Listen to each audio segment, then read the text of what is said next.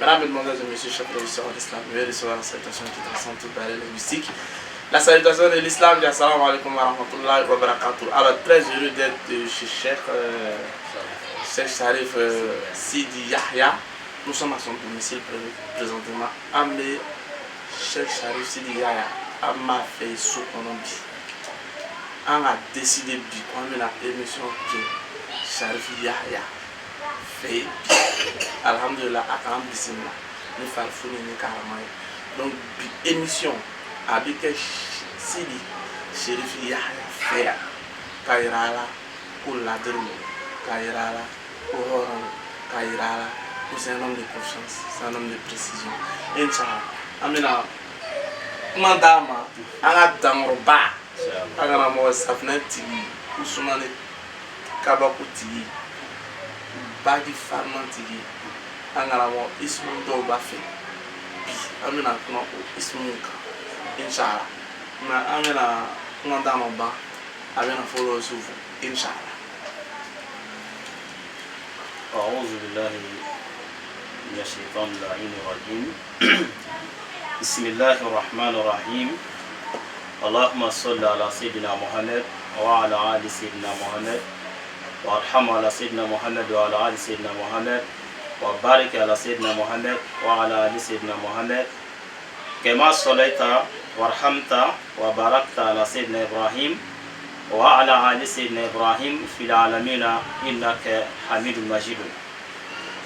ولا سلامنا. نعم. أنكلي كوفي كان سيندي. توفى. ni Allah subhanahu wa ta'ala to baraka dali. نعم. كسولي أكيد سلمى بينكا. نوي آمنة دي. نعم. عبد الله دينغ. نعم. مغانغا. مدينة كا. جينكا ليمري. أنصلاكا. نعم. Olami fola se alameba che muso demiseni makoroba farafin faraje donikela kunfi fama fanda banabato anikena bato Sharif Sidi aba bef ola alhamdulillah rabbil alamin bi ambenere ka soya na ka émission directique kanu baw lafasa baw ani deme baw ye ka kuma doni cɛ hakika yɛrɛ ka ka yira mɔgɔw la k'a fɔ ko ala ye diɲɛ da ni dɔnni de wa ala subhanahu wa ta'ala a bɛ diɲɛ wuli ni dɔnni de ni dɔnni tɛ diɲɛ ko foyi tɛ kɛ ko foyi foyi tɛ se ka kɛ foyi ye ɲɛnamaya kɔnɔ fo n'a kɛra dɔnni ye an filɛ ka kuma dɔnni min kan munna ko ko bɛ yen ni kuma ma k'a kan a ti dɔn Allah subhanahu wa ta'ala ye diinɛ in d'a ma ka tila ka mɔgɔ bɔ an na k'a yɛrɛ jira o mɔgɔw la o kana ale ala ko fɔ an ɲɛna an ka baara kɛ nka i tɛ se ka fɛn baara kɛ f'a ka fɔ ɲɛna de i k'a faamu fɔlɔ o la an b'a fɔ ten bamanankan na ko dɔnko ani seko ko mɔgɔw b'a fɔ sisan ko seko ani dɔnko o ye kuma yɛlɛmanen ye i bɛ fɛn dɔ fɔlɔ de ka sɔrɔ ka s'a la fɛn o fɛn bɛ yen n'i t'a dɔn i tɛ se k'a kɛ Solomana n'a ka masigi pour mɔgɔ dafalen sela ya a ye baara min kala a bɛ baara in de dɔn kosɔn a sela ya ka minɛnw installer ka sɔrɔ ka baara kɛ o y'a sɔrɔ a y'a dɔn fɔlɔ de n'a a kun b'a dɔn a kun tɛ se k'o kɛ nka bi baro bɛ dɔnni de kan dɔnni jumɛn ko don arabu b'a fɔ min ma siriru n'o ye gindo dɔnni ye min bɛ se ka adamaden mago salen mago dilan mɔgɔ min jigi tigɛlen don k'a jigi tugu ka mɔgɔ to kasi la ka yɛlɛ bila a la ka na ni yɛlɛ ye k'i to kasi la ka na ni yɛlɛ ye dɔnni de b'o kɛ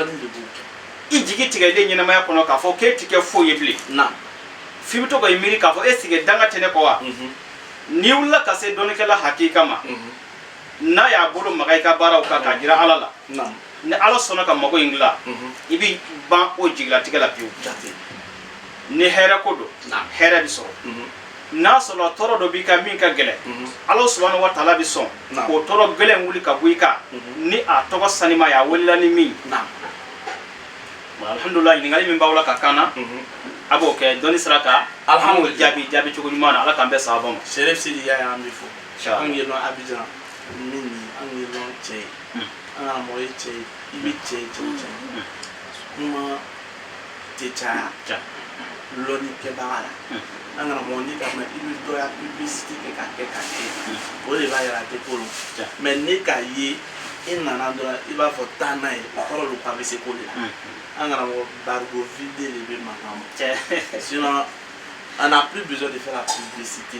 an kana mɔgɔ kɔgɔ t'a ka publicité kɛ donc k'a yira i la on n'a plus besoin de dire Sidi Yaya bɛ ten Sidi bɛ ten a bɛ se nin na a bɛ se nin na an t'o fɔ tuguni n'a sera a fɛ yan a bɛ se min na a bɛ n'o dɔn a tɛ se min na a fana bɛ n'o dɔn an kana mɔgɔ kow ka ca si a fɛ yan i b'a dɔn ko bɛ yen k'a yira aw la a ka safunɛ dɔ di ne ma ka wusulan dɔ di ne ma an kana mɔgɔ ye kabako de an da bɛna se o ma yanni sɔnni k'a yira a la ko cɛ de cɛminɛ cɛ de alhamdulilah émission fɔlɔ an ka fɔlɔ émission i da donna ismu dɔ la min ye kabako ismu dɔ ye o ismu adamaden dɔw ka n wele ko e k'o baara kɛ ni o ismu tɔgɔ ye ko alhamdulilah bi o baara foroba b'a kan donc n bɛ fɛ i da bɛ don o ismu kelen tɔgɔ in na inshallah. Alhamdulillah rabbil alamin Solomana ye ɲininka isimu mun na o kɔrɔ de ye arabukan ye n'i ko isimu o kɔrɔ do tɔgɔ fɛn jumɛn tɔgɔ ko do o ye Alahu subhanahu wa ta'ala tɔgɔ de ye Ala tɔgɔba min bɛ yen n'u b'a fɔ a ma hamu nuraniya hamu bɛ taa sigiyɔrɔ 100 arabu k'a ma bayti 100 so 100 a bɛ taa o de la nka n'i ko nuraniya o de ye premier ye a bɛɛ lajɛlen cɛ la drapeau b'ale de bolo ka tɛmɛ o bɛɛ kan Ala subhanahu wa ta'ala delila ka dalu 3 jigin ɲɔgɔn fɛ k'a di Rasul sallallahu alaihi wasallam ma ngi ma amu nuraniya a y'o di Sayyidina Abubakar ma tɔ kelen dɔ a y'o di jinɛw ma tɔ kelen dɔ a y'o di Sayyidina Ali ma ɔ min dila Sayyidina Abubakar ma n'o ye hamu nuraniya ye Sayyidina Abubakar alayhi salam a delila k'a ka nafolo bɛɛ di adamadenw ma fo n'a kɛla complet kelen min b'a kan na n'a sabara n'a banfula n'o tɛ a ko a ye taa ne ka so n ka magasin wayirika fɛn fɛn b'a kɔnɔ a y'a bɛɛ ta n y'a bɛɛ d'a la ni mɔgɔw y'o bɛɛ cɛ k'o ban sɔnni ka su ko ka dugu jɛ o b'a sɔrɔ a ka nafolo ka ca bɛɛ ta ye o ye ganzanya ɔ n'a sɔrɔla nafolo dalu kun tɛ yen a kun bɛ se k'o kɛ wa ɔ n'a fɔra hamu nuraniya o kɔrɔ de ko nafolo dalu a qualité fila bɛ yen hamu nuraniya bɛ baara ni dibilan saga ye dibilan saga ale ye saga de ye saga in kun ka di Alakira sallallahu alaihi wasallam ye hali siɲɛ dɔ la a ka seliba lahiya delila ka k'a ye i b'a sɔrɔ saga in sen naani na finman b'a la a dakɔrɔla n'a ɲɛkɔrɔla finman b'a la a fan tɔ ye jɛman ye saga in yɛrɛ ye qualité 7 de dɔ bɛ dumuni kɛ sudibi la dɔ bɛ filɛli kɛ sudibi la dɔ bɛ banakɔtaa ni sugunɛ kɛ sudibi la qualité wɛrɛ bɛ yen min ka girin n'o bɛɛ lajɛlen nafolo baara bɛ k'o de la Sulemana hamu nuraniya nafolo baara karamɔgɔ min ye ne kalan na ne commencera k'a baara kɛ ka sɔrɔ n si ma san 20 sɔrɔ ne si bɛna se san 21 ma sababu nana ne ye dɔ ka baara kɛ o baara ɲɛnen o ye ne déplacé ka na Abidjan duguba in kɔnɔ yan quartier wɛrɛw bɛ yen k'an bila étage dɔw sanfɛ n y'a ka baara kɛ k'a ban ka tila ka n sigi ka mɔgɔw ka baara kɛ jama da ɲɛsinna ne sigi a ma k'a sabu kɛ baara ɲuman ye san 20 o y'a sɔrɔ an bɛ 21 kɔnɔ a ma dafa Abidjan kelen in kɔnɔ yan Sulemana en 2012 ne tun bɛ taa wari bila plateau la BAC 30 millions 20 millions 15 millions musokɔrɔba dɔ tun bɛ yen ale tun ye Gusumani ye ale tun b'a fɔ ko Peti i k'a kɛ cogo di ka wari in sɔrɔ on a reçu l'information ale tun bi commencer ka ɲininka ko n y'a kɛ cogo di ka wari in sɔrɔ ko ɲɔgɔnna denmisɛnnin n ye wari in sɔrɔ cogo di muso wɛrɛ bɛ yen ale bɛ bɔ Kɔrɔgɔn tɛna o tɔgɔ fɔ o ye Jula ye ale b'a fɔ a ɲɛna ko ninnu ye karamɔgɔw de ye n'i ye nin a bɛ na nin wari ye c'est que a bolo ka fari de n'a ye min kɛ a bɛ ɲɛ o kosɔn hali faamabaw bɛ don nin de kan ka waribaw d'a ma o de ne dɛmɛ sinon ale kun ye wari in bɔra kɛ n'a fɔ denmisɛnnin minnu bɛ taa ko wɛrɛ kɛ komi ale kun t'a karamɔgɔya in kalama quoi a nana y'a dɔn ko ja n'a ka denmisɛnninya karamɔgɔ de don a bi ka ala tɔgɔ hakikaw de baara ka di mɔgɔw ma o kosɔn o bi ka nafolo mugu cɛ ka d'a ma ala tɔgɔ baara kɛlen kɔfɛ k'o de ye nin ye a yɛrɛ nana kɔlɔsi san ka di ne ma a n'a ka busumaniya donc o kɔrɔ ye mun ye ko hamu nuraniya nafolo baara ne y'a fɔlɔ kɛ n yɛrɛ manga wulila asiriya don Abijan dugu kɔnɔ a ma tɛmɛ kalo 3 kan a ye min kɛ Abijan kɔnɔ a muruden dɔ ye san 40 kɛ o ma se ka ɲɔgɔnna kɛ n karamɔgɔ ye n wele k'a fɔ ma ko Siriya ni dalu in d'i ma i b'a fɛ ka teliya i bɛ ka min kɛ dɔ bɔ a la n'i y'i si ye san 40 sɔrɔ waati min na i mago bɛ min na i b'o sɔrɔ o kosɔn n ye dɔ bɔ a baara n bɛ ka baara in kɛ cogo min na n ye dɔ b'a la dɔw k'a mankan sumana dɔw k'a bɛ Abijan dɔw k'a tɛ Abijan o bɔla kalama ko ja a bɛ ka baarabaw kɛ duguma min ni si tɛ kelen donc o ye k'a yira mɔgɔw la k'a fɔ nafolo baara a hakika bɛ ne bolo ne y'a fɔlɔ kɛ n yɛrɛ kun de ye fɔlɔ sɔni k'a fɔ mɔgɔw a ye na n b'a k'aw ye hamu nuraniya o kɛla ni hamu nuraniya de ye o la hamu nuraniya nafolo baara n'o ye dibilan saga ye Sulemana ne dibilan saga nafolo baara kɛli ye f'i bɔsi 7 a bɛɛ lajɛlen fo bɔsi 7 a si tɛ sɛgɛn y'a ɲɛna o ye dibilan saga ta ye kabakoya bɛ nafolo baara in na nafolo sira bɛ dayɛlɛ sababu ɲuman bɛ sɔrɔ a kana kɛ mɔgɔw kɔnɔ an bɛ ka kuma muguba min kɛ ten kuma tɛ dɛ an bɛ ka kuma dalilu hakika de kan a bile haki min ye tiɲɛ yɛrɛ yɛrɛ namara ti min na n'a kɛli ye i b'a nafa ye nka mɔgɔw ko hakili to a la n bɛna min fɔ hamu nuraniya a dibilan saga baara ta n'a kɛla ka d'i ma a baara bɛ kɛ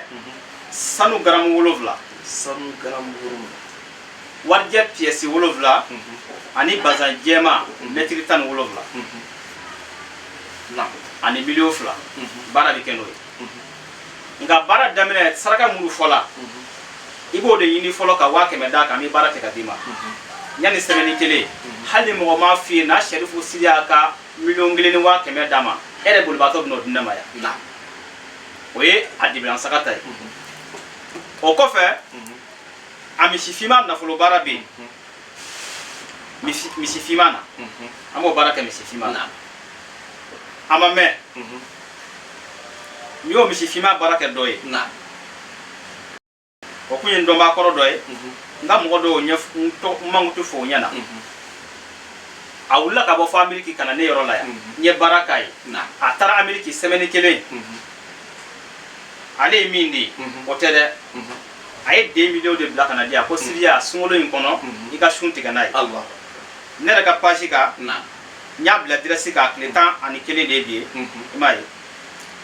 n y'a jira mɔgɔw la donc voici le colon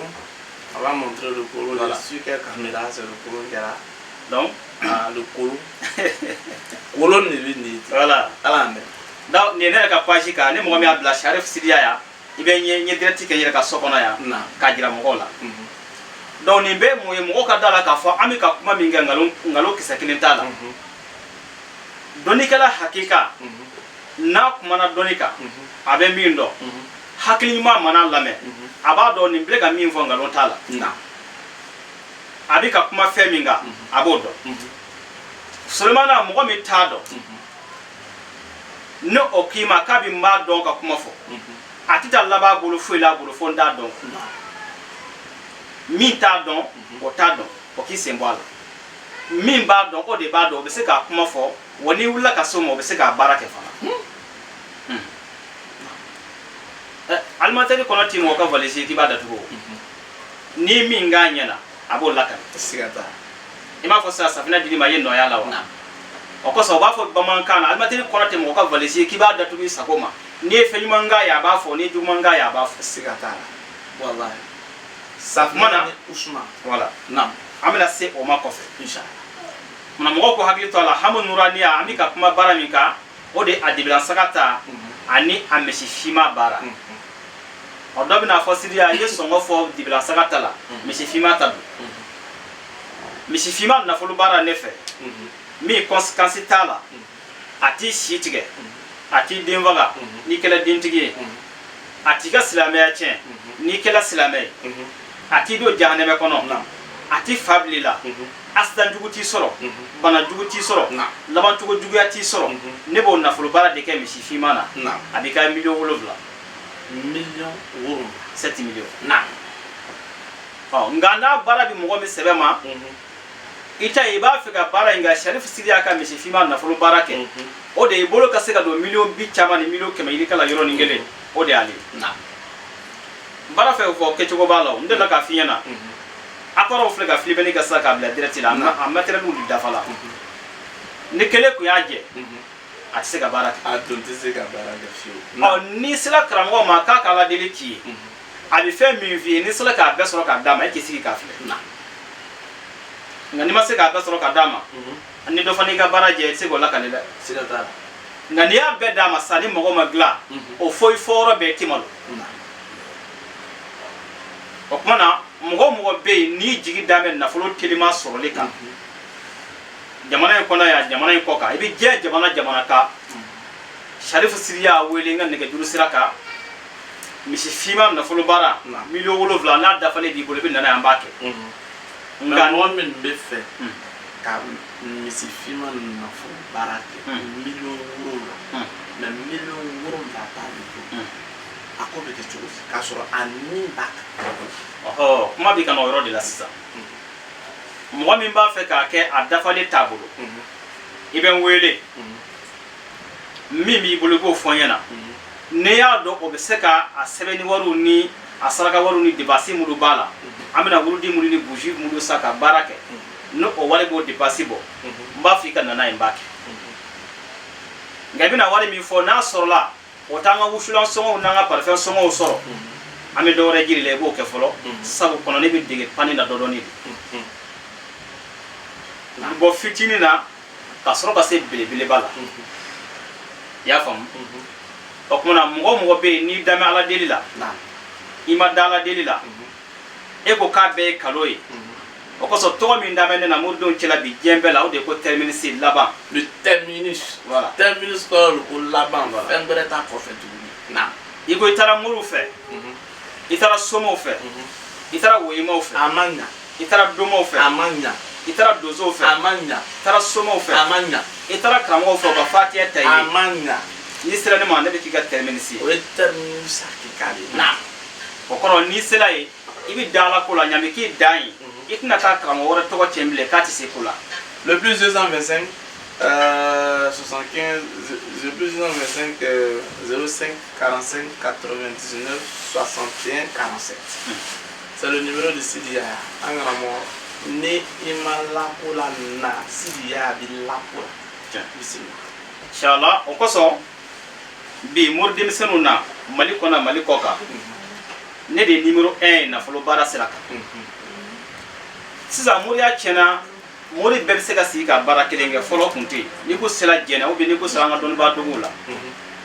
i komi famille dɔ olu ka baara kun ye nafolo baara dɔrɔn de ye e tun bɛ famille dɔ ye u ka baara ye musoko baara dɔrɔn de ye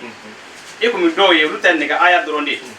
e komi dɔw ye olu ta kun ye denko baara dɔrɔn de ye ne ka baara ye nafolo baara n'i sera ne ma ni denko baara ne b'i bila ka taa denko baara tigilama fɛ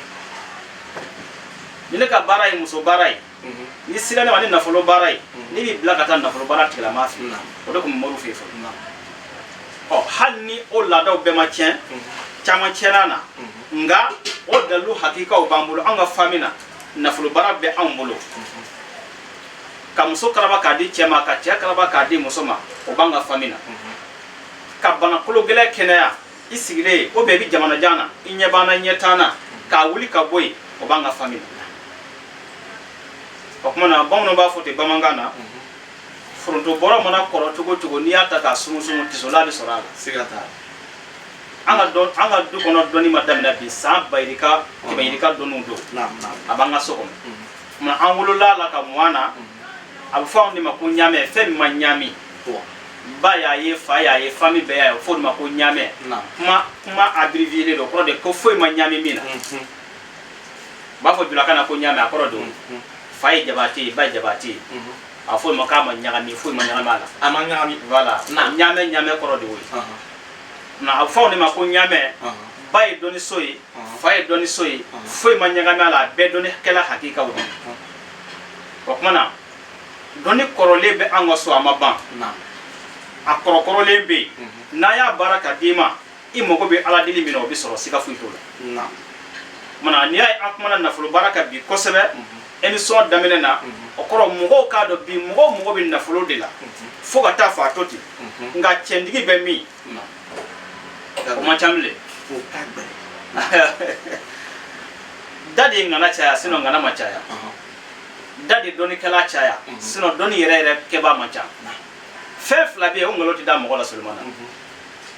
febe ngalo bi da ma dila fo fef la o doni ani na fulu sulmana ni ko na fulu bi bolo ni na fulu kungo do la quartier kono be do kono ni bola ki jobi yede na tibi ni ko doni bi la ni doni kungo bola ka jo kena jalaka ni doni bi lo ben don tilabiye tibi okuna febe ngalo bi da ma dila fo ni fef la na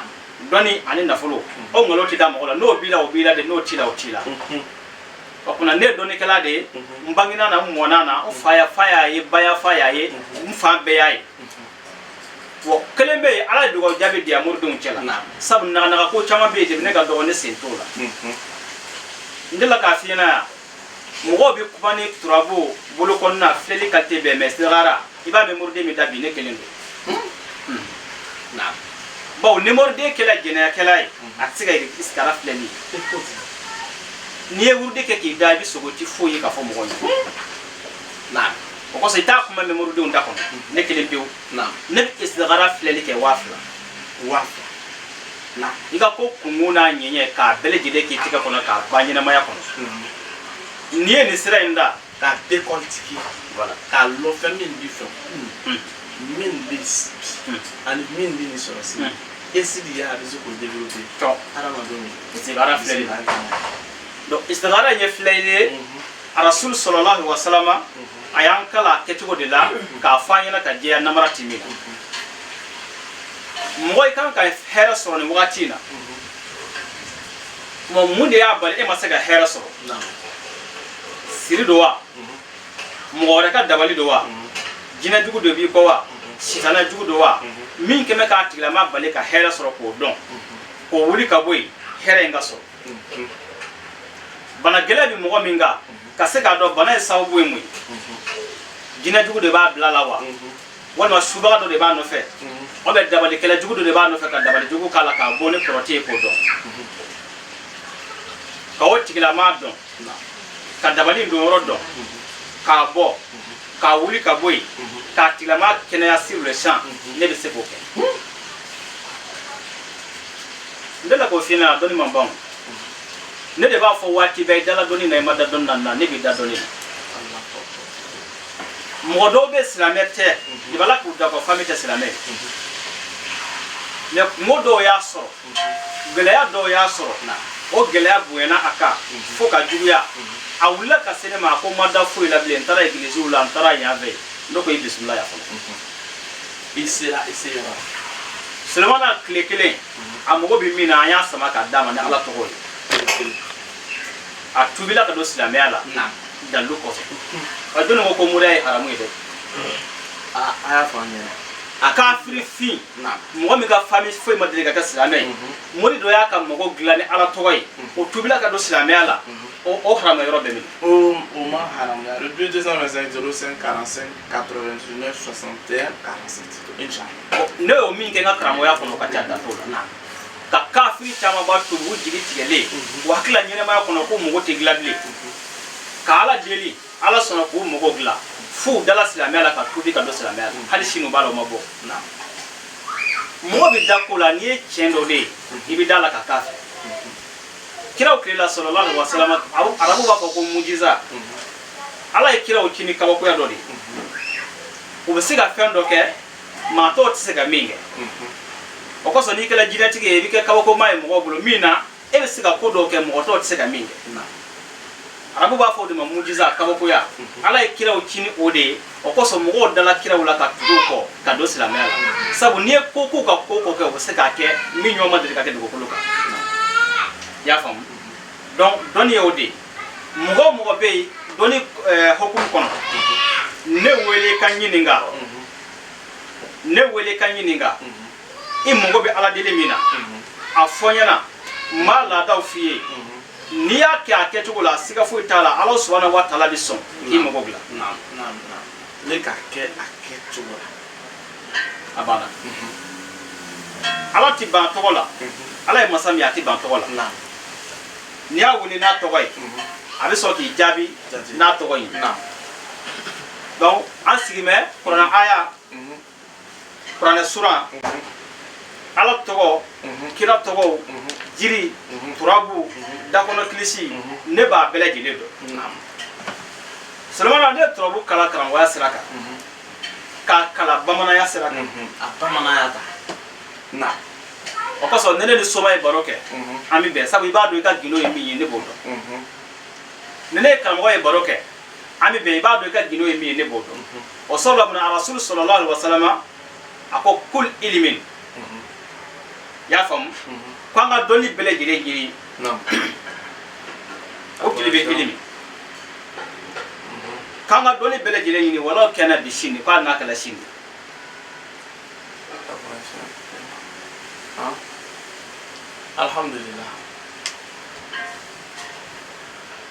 Alhamdulillah. On a été interrompu quelques secondes, je pense qu'on reprend. Donc, Hanini, Noni de Chine. Voilà. Rasul sallallahu alaihi wasallam ko dono chamadala ala kila ka kira yala aban boka ta yala bole ba ka jama maka shami madina wa jani akwanga doni nyini ko hanna kala shini kanga ta doni nyini o kala kira ka watila o kuma na doni fe be kira ko sallallahu alaihi wasallam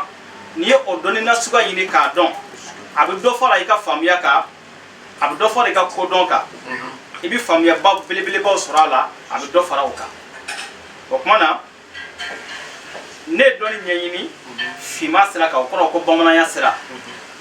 ka yini jema sira ka ko karambo ya sira ni doni nyini ni fla bele jele sira ka ne do bara ko do toy no kala ko don ko ba ko to ati ngule o koro mu ni na ki bene baga ni ka jogo e mi doni ya ere so ko na ka yini la ka fa ni mi glata ante me no ka o toy naam mo bi baga ni fe o be ke boy ka tien ka ni fe te mi ndo di ni bi mi ndo ale mana ni mi aba so iba donga tema ka aba tabla naam o kuma na ne bi fleli ke ni turabu fana o ko fe ni fleli ke ni bolo kono nay ndela ko fo mo go nyana tiri mi be mo go bolo kono anga njanto la bon santé Solemana bolo konna bon santé Allah subhanahu wa ta'ala ay nabi mawchi ko ke wa keme an wa mo wanna ni ma fo ba keme ani ba mo wanna ya fam o ko fe Rasul sallallahu alaihi wasallam kira ka sahaba naam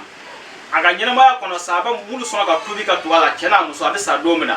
o ko wa keme ani wa mo wanna dolomi ama e sanfe sufe o be wa keme ani wa mo wanna ni ma Allah farga shimbe adama dela ifa be shi farale nyonga wake mi wa mo ganna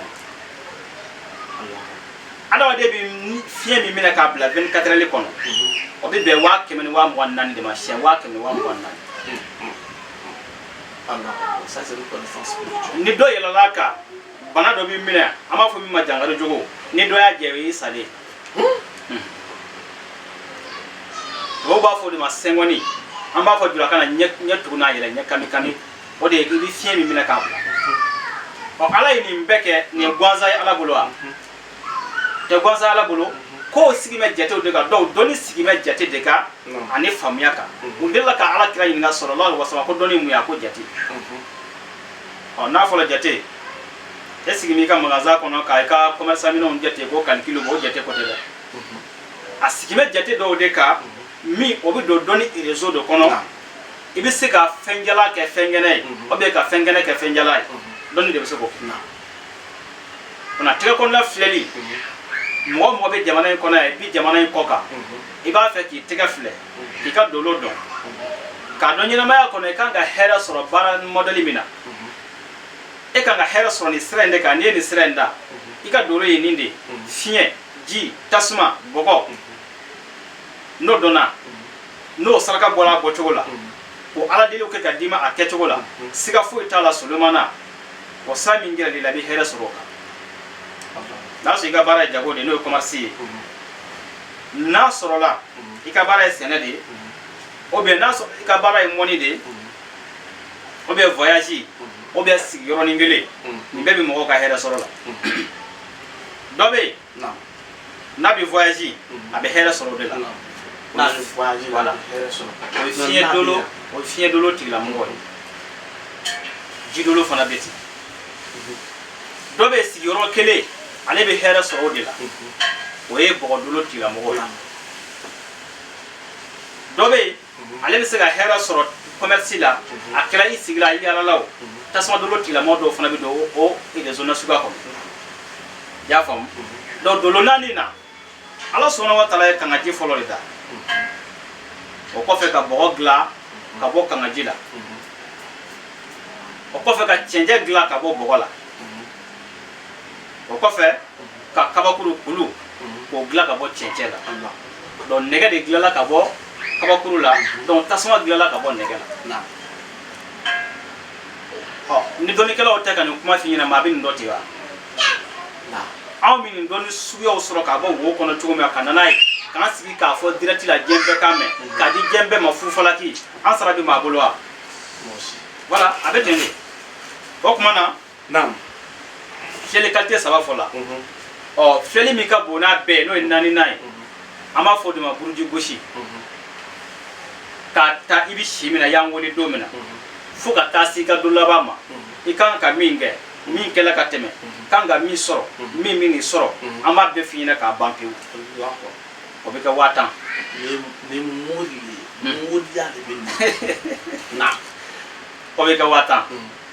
donc an bɛ ne yɛrɛ ka so yan bi o kɔrɔ n fari fonina ka dɔnni gindo caman ba bɔ k'a di mɔgɔw ma fo falaki i bɛ san biiri ka kɛ ka min ɲini n'i t'a sɔrɔ an filɛ k'o de di mɔgɔw ma bi fo falaki la Sulemana o kɔfɛ an kumana o kɔfɛ an bɛna numéro di ma le plus 225 45 0545 99 61 47 je répète le plus 225 numéro WhatsApp 05 64 05 45 99 61 47 Inch'Allah y'a faamu o kɔfɛ Sulemana bana ka ca mɔgɔ la bi donc n delila k'a f'i ɲɛna yan daga dɔ b'an bolo an b'a fɔ a ma k'ala kɔnɔntɔn daga kɔnɔntɔn o ye kumakan ye min tɛmɛna Firawuna ani Seyidina Musa cɛ koloja kɔnɔntɔn b'a la arabu b'a fɔ a ma talisamu jiri kɔnɔntɔn b'a la Sulemana bana mana gɛlɛya i ka mɔgɔ ka cogo o cogo bana in kɛnɛya cogo ma se ka sɔrɔ a la i ye tubabu ka filɛli sira kɛ n'o ye arajo ye ka dɛsɛ filɛlikɛla bɛɛ ka filɛli kɛ filɛli dɔw ko nugu tɛ e kɔnɔ bilen dɔw ko jakuma de b'i kɔnɔ dɔw ko yɛrɛ kɔni i ka mɔgɔya bɛɛ banna o y'i dun k'i ban pewu kɔrɔti mana juguya i la cogo o cogo Sulemana a dabɔla o de kama daga in n'i y'a sɔrɔ k'a di i ka mɔgɔ ma tile kɔnɔntɔn tobi ko kɔnɔntɔn wusu ko kɔnɔntɔn koko kɔnɔntɔn mi ko kɔnɔntɔn tile kɔnɔntɔn tɛ dafa dabalijugu min yɔrɔ yɔrɔ a sigimɛ yɔrɔ yɔrɔ a bɛɛ bɛ wuli ka boli k'ala kɔnɔntɔn ne Firawuna ye kuma dɔ fɔ o contraire Musa bɛna kuma dɔ fɔ o contraire Firawuna bɛna kuma dɔ fɔ a taara bɛn kumakan kɔnɔntɔn de ma a ye kɔnɔntɔn min kuranɛ kɔnɔ mɔden bɛɛ t'a yɔrɔ dɔn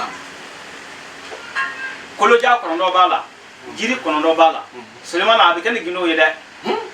mais mɔgɔ min bɛ yen n'i bɛ yɔrɔ jan na an b'o de fɔ waati bɛɛ an bɛ baara kɛ ni qualité fila de n'i bɛ yan déplacement ka gɛlɛn mɔgɔ min ma ka na an ka so kɔrɔ nani ka gɛlɛn mɔgɔ min ma ka na an ka so i bɛ to i ka yɔrɔ la k'i tɔgɔ di k'i ba tɔgɔ di bana b'i kan an bɛ Ala deli ka bana in wuli ka bɔ i kan gɛlɛya b'i kan an bɛ Ala deli ka gɛlɛya in wuli ka bɔ i kan nafolobara minnu fɔla nin a fɛn o fɛn bɛ yen dɔ bɛna fɔ a Siriya nafolo bara mi ka dibila saka ne bi jamana jana ne tiya ne bi se ka Allah sɔrɔ cogo di saka ye saraka de hali ni biya a tina fɔ saga in bɛɛ de bi minɛ k'a den kelen ma k'i ka taa bi o bi a tina fɔ misi in bɛɛ bi minɛ k'a den kelen ma k'i ka taa don o fɛn tɛ o ale ye saraka de a bi fa saraka hakɛ min kan ka bɔ a la k'a di a dibaw ma o bi di a tɔ kan ka kɛ cogo min na a saraka bi bɔ a bɔ cogo la n'o kɛla baara bi k'e tɔgɔ la baara ni biya fɛn bɛ se ka labɛn ka d'i ma a siraw bɛ yen ni bɛ yen fana n'i bɛ se ka mɔgɔ sɔrɔ o bɛ n'a sɔrɔ i bɛ se ka déplacer ka na an bɛ fɛn dɔw labɛn k'o d'i ma i yɛrɛ bɛ t'o utiliser o fana ka ɲi nka n'a sɔrɔ i tɛ se k'o si ɲɛ sɔrɔ Sulemana an b'o fɛnw labɛn o labɛn cogo la i bɛ yɔrɔ o yɔrɔ n'a ala deli kelen tɔgɔ la ka ban mɔgɔ min bɛ yan a ye nasi ko a ye safinɛ ko a ye daga ko e bɛ jamana wɛrɛ la i ma se ka na ala deli dɔw bɛ yen n'a y'o ta tɔgɔ la n'a tigi bɛɛ ka kan mɔgɔ ka to komi an bɛ sun na sunbatɔ kan an ɲini k'a yɛrɛ ala ko Sidi Yaya ka invité a fɛ yen bi ka na sun tigɛ a fɛ yan an b'a fɔ o la kosɛbɛ i y'a faamu munna bana kolo gɛlɛn bɛ mɔgɔ mɔgɔ la jinɛ setala b'i ka mɔgɔ la jinɛ ma se ka kɛnɛya a kɛlen don k'a tigi ka furuko bali k'a tigi ka mɔgɔya bɛɛ tiɲɛ k'a lanɔgɔ nka jugu baara min ma o de ye jinɛ ko baara sabu n delila k'o f'i ɲɛna yan ne ye ala tɔgɔ baara fo ka o haniya sɔrɔ i tɛ kira i ma ci i ma nommé ala fɛ yen mun ye ala kɛlen ka place dɔ fana d'i ma ni mɔgɔ bɛ ale ala la i b'o fɔ o fɛn masina ye mɛlɛkɛ min bɛ o fɛn masina en combat ye o bɛ t'o fɔ o ɲɛna o b'a fɔ Jibirila Jibirila b'a fɔ ala ɲɛna ko bɛɛ n'a tɛmɛsira don k'o bɛ tɛmɛsira o de fɛ jinɛjugu b'i ka mɔgɔ kɔ ka fɛn bila ka taa nɔfɛ jinɛ sokala la ka taa jinɛdugutigi wele k'a sigi ka kuma n'a ye i ka kamalen bɛ an ka karisa kɔ a fɔ a y'a ka fara la n'a ma fara la k'a bila ka taa minɛ k'a bugɔ jinɛtɔw cɛla fo k'a kɛ namara ye o hana de bɛ se k'o kɛ o hana cɛ kelen n'a b'i bolo jinɛ cɛ miliyɔn tɛ se olu tɛ se ka jɔ i ɲɛfɛ o tɛ se n'a fɔra miliyɔn caman b'a fɛ ko 100,000 de ye miliyɔn ye 100,000 tɛ miliyɔn ye 100,000 sigiyɔrɔma 10 a bɛ fɔ o de ma ko miliyɔn kelen i y'a faamu komi tubabuw b'a fɔ an ka wari ma sa dɔrɔmɛ 5 u b'a fɔ o ma dɔrɔmɛ 1 dɔrɔmɛ 10 o b'a fɔ o ma dɔrɔmɛ 2 10 francs dɔrɔmɛ 10 de don mɛ an fɛ yan dɔrɔmɛ 2 n'i y'o fara ɲɔgɔn kan dɛ o 100,000 de bɛ taa bɛn miliyɔn 1 ma o kɔrɔ de 100,000 sigiyɔrɔma 5 o bɛ taa kɛ 100,000 ye an fɛ yan o hanya cɛ kelen a cɛ duman n'a b'i bolo n'i ka wuli nɔrɔ yɛlɛmana k'a k'i ye ka d'i ma Sulemana ne tun bɛ wadudu baara wadudu ne tun b'a baara fo sigilen bɛ to so miiri la ta so koko kɛnɛ na n bɛ to ka sa jɛma ye a bɛ tɛmɛ so kɔnɔ an bɛ duguba kɔnɔ an tɛ village la dɛ duguba kɔnɔ n bɛ to ka sa jɛma ye a bɛ tɛmɛ ka t'o la fa bɛ n'a yɛrɛ jira n na kɛnɛ mɔgɔ mɔgɔ bɛ yen n'i bɛ ala tɔgɔ ko kalama hali ni ɲɛ dala Sidi Yaya kan i b'a dɔn ko Sidi Yaya tɛ maa gansan ye karamɔgɔ fɛn fɛn bɛ yen n'i bɛ ala deli ko kalama n'i bɛ ala tɔgɔ ko kalama n'i ɲɛ dala Sarifu Sidi Yaya kan ne ni n ka denmisɛnninya i b'a dɔn ko nin tɛ maa gansan ye nin fɛn dɔ bɛ ɲɔgɔn fɛ min ye ala ko sira ye sabu mɔgɔ mɔgɔ n'i bɛ kafiriya baara kan kafiriya nɔrɔ de bɛ sigi kan n'i bɛ ala ko kɛ ala ko tiɲɛ kan ala ko nɔrɔ de bɛ sigi kan mɔgɔ mɔgɔ n'i ɲɛ dala ne kan i b'a dɔn nin ye ala bɔtɔla yɛrɛ ala ko nɔrɔ bɛ nin kan sabu hali ni ala ko bila sanfɛ n'i tɛ ala ko kɛ ala bɔtɔbaliya nɔrɔ de bɛ sigi kan mɔgɔw b'a dɔn n'o de ye alhamdulillah an ka waati tora miniti fila an bɛna contact téléphone di ka tila ka kuma safinɛ ni jumɛn sabu ale nafa ka bon kosɛbɛ le plus simple c'est 05 45 99 61 47 l'heure in na nin wagati in na belebele sigilen bɛ Abubu plus précisément au grand marché d'Abubu juste après l'école Sima en venant de par le camp Commando en venant de par la gendarmerie en venant de par la gare c'est après le Sima mais en venant de par Cocody Angré de par Riviera hein, c'est juste avant d'arriver à l'école c'est-à-dire c'est juste derrière l'école Sima n'ala taara sɔnna ni i sera fɛ i b'a dɔn ko i sera cɛ fɛ an bɛna don sisan bon an bɛna fɔ min ma ko belebele c'est-à-dire i ka wusula dɔn ye ni ka kɛ a bɛ kɛ c'est à dire ale ta ye tarifata a ye nin ye ka kɛ a bɛ kɛ n ka m'o de ma an bɛna don wuli de la sisan donc a y'a turu dayɛlɛ sabu miniti 2 de tora mais an bɛna kɛtɛ ka miniti 2 to bila kan ka kɛ miniti 5 k'a yira ala usuma bɛ min kɛ adamaden na ni ka kɛ a bɛ kɛ an kana mɔ wolo o de b'an ɲɛna sisan inshallah bisimila o la Solomana wusulan ye fɛn dɔ de ye sisi gansan tɛ ala tɔgɔ wusulan baaralen o kɔrɔ de ye wusulan ye sisi min bɔ o de bɛ hɛrɛ sama ka na ni mɔgɔ bɛ jama na sisi bɛ jama in sama ka na jama hɛrɛ ma ni mɔgɔ bɛ nafolo la wusulan sisi bɛ nafolo sama ka na nafolo hɛrɛ ma wusulan bɛ ne b'o dilan kalitew ka ca k'a daminɛ 2000 fo 1000 fo miliyɔn bɛɛ bɛ ne ka wusulan mɔgɔ bɛ n dɔn n'o ye mɔgɔ bɛ bɔ jamanajanw na k'ani bi ko ta ka ca san 10 ye ka na wusulan in ta ka taa n'a jamanajanw na ka ca dɔw bɛ jɛ ka mɔgɔ kelen délégué ka mɔgɔ kelen déplacé ka bɔ fo jamanajan na ka na ne ka wusulan ta ka n'a ta ka taa n'a ye o lakodɔnnaw o tɔgɔ de ko hiji aya wusulan o kɔfɛ siritigɛ safinɛ bɛ yen safinɛ ye k'a daminɛ 2000 fo 50 fo 60 o b'a la bololabaki bɛ yen n'o ye Kawatimi Sulemana ye n delila k'a f'i ɲɛna Sulemana fa Dawuda de ye baki in dilan k'a d'a ma kabakoya bɛ baki in na n'i ye baki in sɔrɔ k'a don i tɛgɛ la hirizulahi ala bɛ kisi k'i tanga muhibatulahi ala b'i ko diya dafɛ bɛ yen ka bonya da i kan ka tanga da i kan i bɛ sa n'o sutura ye hirizulahi ala subhanahu wa taala bɛ kisi k'i tanga ka bɔ ɲɛjugu dajugu mɔgɔjugu tɔɔrɔ ma ala b'o kɛ wa ala b'i ka ko bonya dafɛ bɛɛ bolo o Kawatimi Sulemana ne b'o dilan cogo 3 b'a la dɔ bɛ ale bɛ dilan 30,000 dɔ bɛ o bɛ dilan 70,000 dɔ bɛ o bɛ dilan 100,000 a bɛɛ n'a ka baara don a bɛɛ n'a nafa don a bɛɛ n'a ka puissance don n'o y'a ka fanga ye i y'a faamu o fana kɔfɛ jinɛ sidana min an kumana kan o fana wusulan bɛ kɛrɛnkɛrɛn ma dɔ bɛ traitement se t'a ye nka n'a wulila dɔrɔn ka se k'a kalimi joona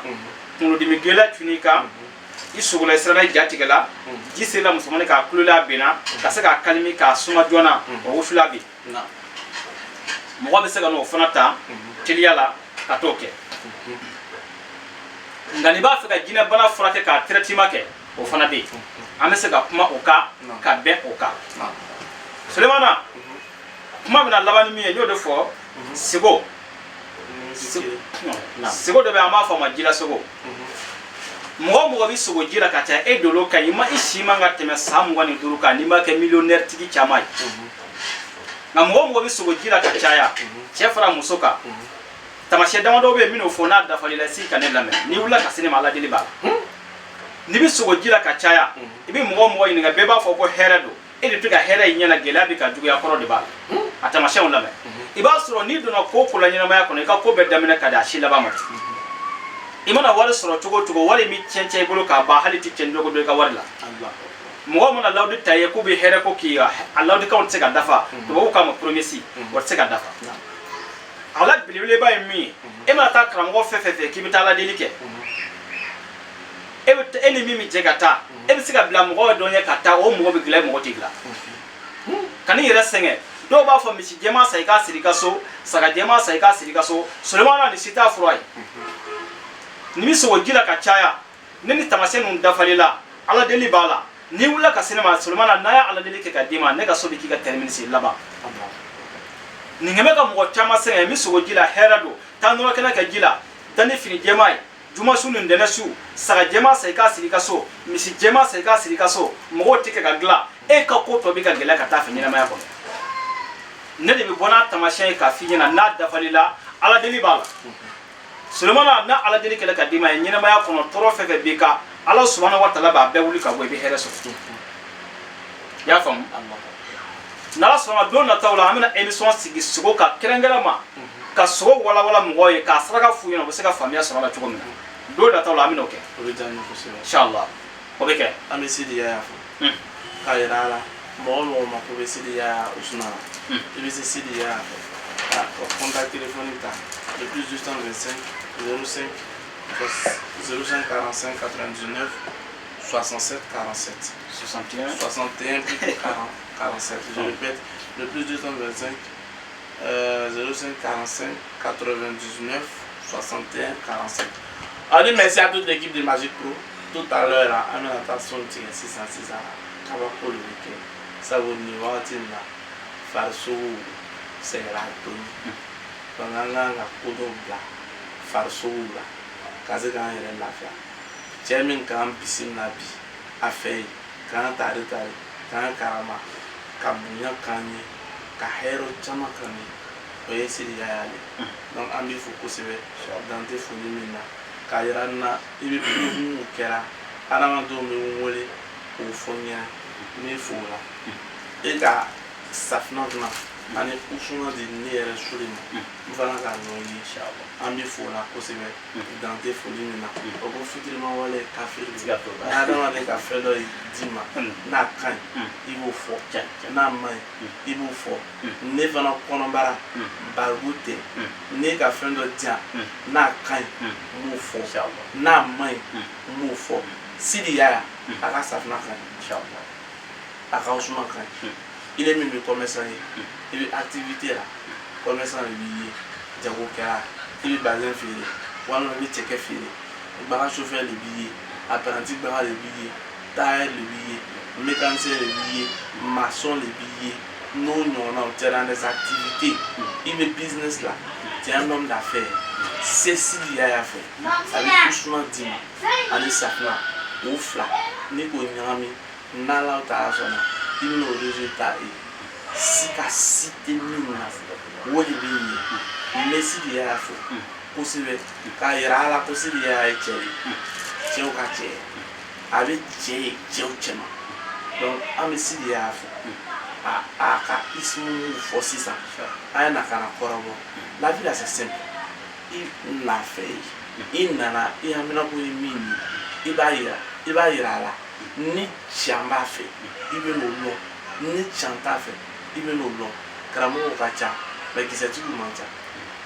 j'ai vu qui c'est tout le temps donc amesi il y a faux vous savez dans tes folies là ame rokia adaifo a wentifo esna la daifo ani un monument vivant halnate ama buwa trafa ama mina kiako ama pela ni photo d'équipe de Magic Pro avant nala darasona ani si ya rendez-vous et vendredi nata inchallah nala sona amina dernier mot inchallah dernier mot ko mu ye solo kalo bilil ben ko na me dugo ke be ka ko ni befe mo mu tay fuluko hami ala ka fulu mandanuma mu tay na fuluko hami ala ka na fulu danuma